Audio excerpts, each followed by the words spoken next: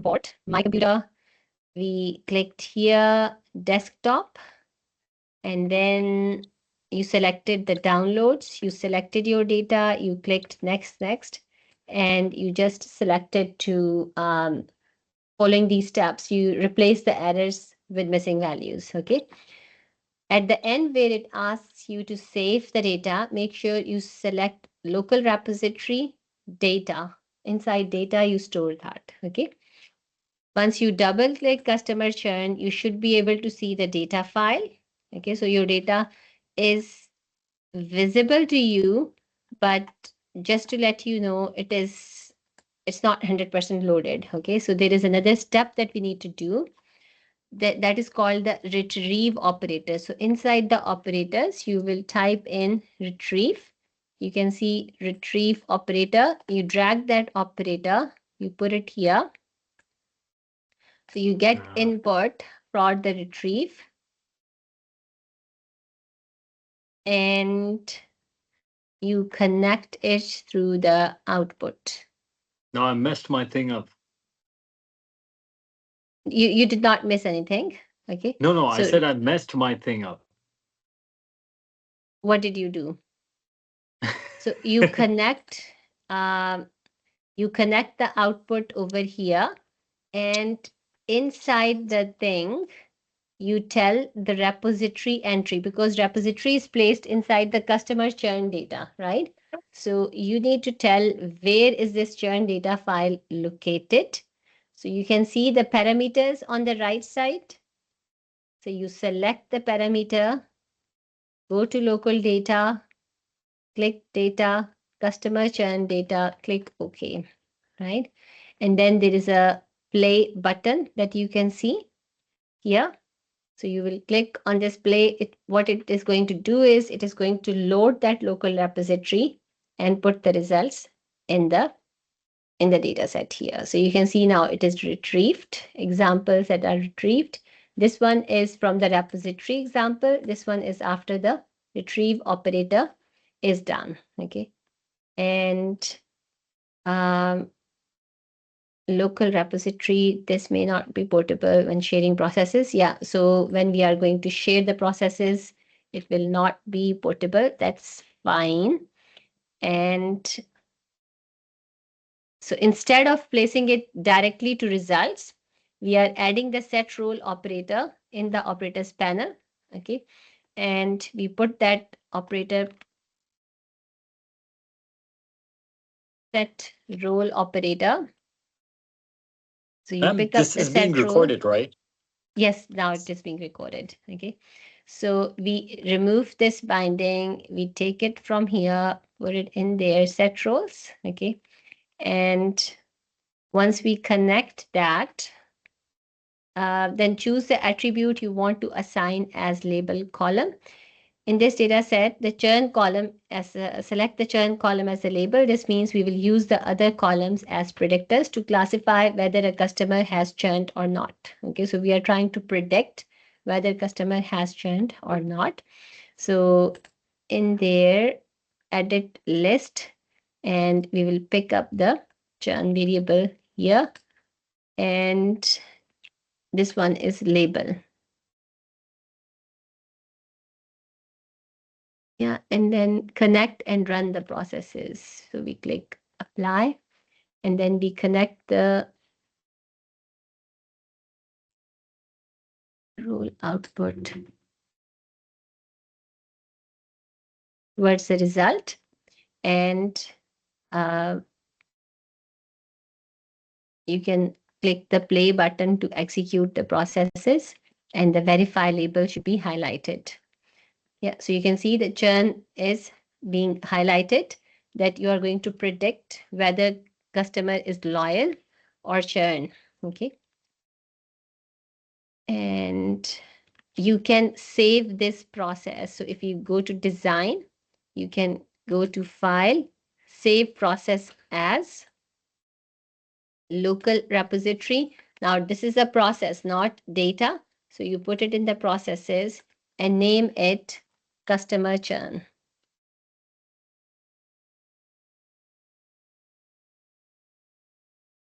Set role, I think to name it as. See, no, the problem is I've messed the interface of my rapid miner up. Look, this is how it's showing on my computer. What did you miss? Sorry. I said I've messed the interface of my rapid miner. See, this is how it's showing on my computer now. You know, on Okay. your system. Okay. So what you have to do is, I'll tell you. So just a second, customer churn. I click OK. So this is done. Um, you can see can you find the repository tab? Yeah, it's here. Yeah. Local Pick it repository. up and put it here. Okay. The repository should be picked up and put here. So you can see operators, you can always take them and put the operators here. Okay. No, So I I pick it up understand and that, I, but yeah. I've messed the interface up. Look, this whole interface is messed up. It's You upside. can resolve that. So you put the repository at the right place. Then the processes would be in the center, would be adjusted onto the center. There is a button here in the settings, I think views, and there is a way, restore default view. Can you see view, restore default view? In settings, okay, I'm in No, settings no, right in now. view, file, edit, Okay, process view. view, Yeah, view. restore default view. Restore default view. Okay. Yep. Is Now this the other one? things. Okay, so if you see the views tab in the middle, can you see the Ah, design, results, turbo prep, auto model? Can you see these tabs where? at the in the middle center? So there is a design, results, turbo prep. Click on the Is design. design result turbo. No, I can't see anything. Did you restore the default view? Yes, I did. Then it Look, should load up. this is what is showing on my screen. Look. So in the middle, you can see the processes, right? Processes. Hold on. Yeah, okay, Process, this one. Yep. this process. On top of process, there is view, views. Yep. There is a design thing Yep. in the middle. Design, then there is results. Okay. Click on the results. Done. Yeah. Go back to design. Okay. Yeah. So you are okay in the design. You just need to pick up the operator retrieve and put it down there. You mean this data over here, customer churn?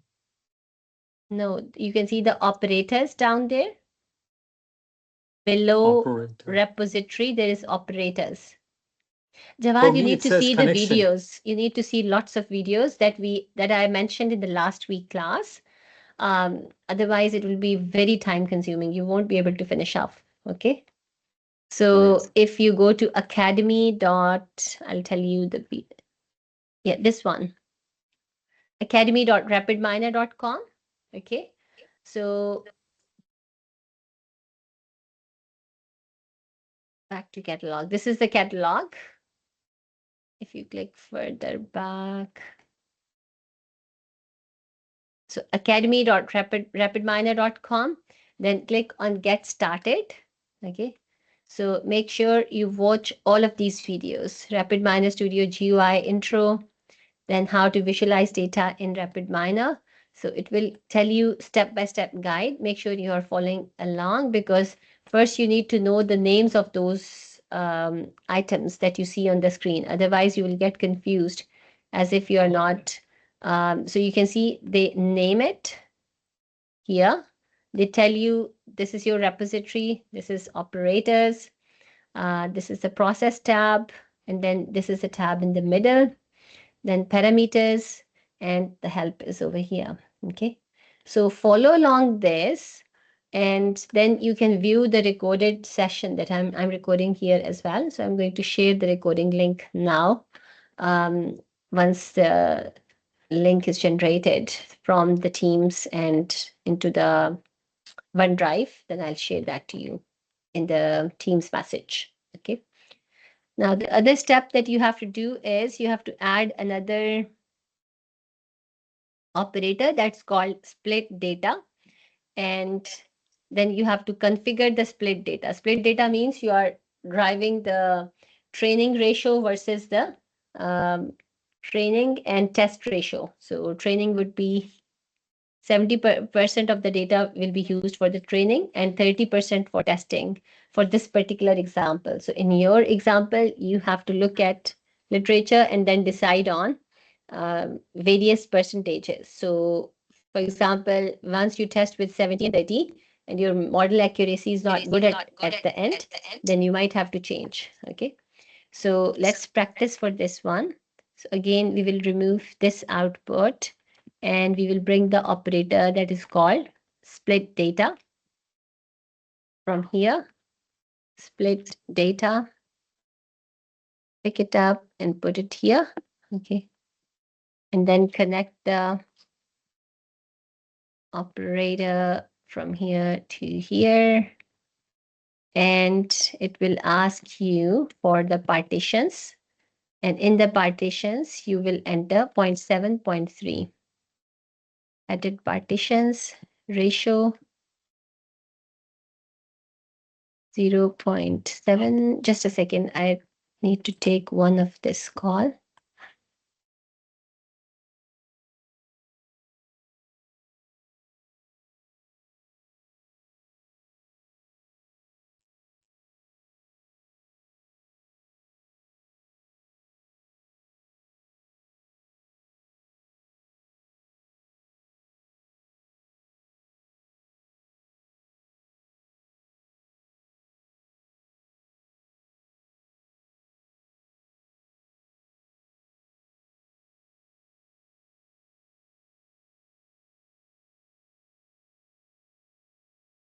Okay, so we have 0.7 and 0.3 here.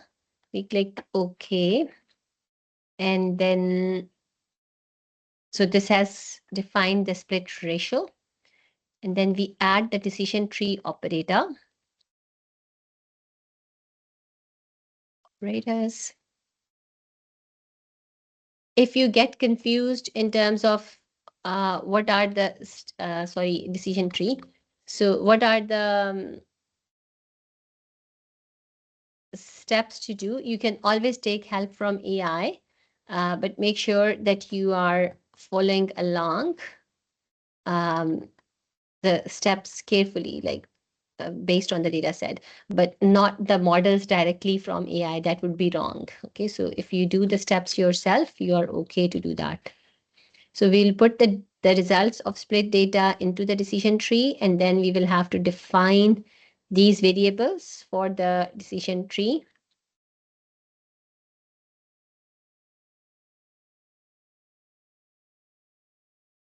Results there, gain ratio 0.1, 0.01 minimal, and 2 here. Yeah, it's all good. Weighing the decision tree then. And save. We will run this one, and then once it is all green and it is executing, then we save this process as customer churn decision tree, DT. Okay, so you have your, this is the first one where we just set the roles. And this is the second one where we add the decision tree.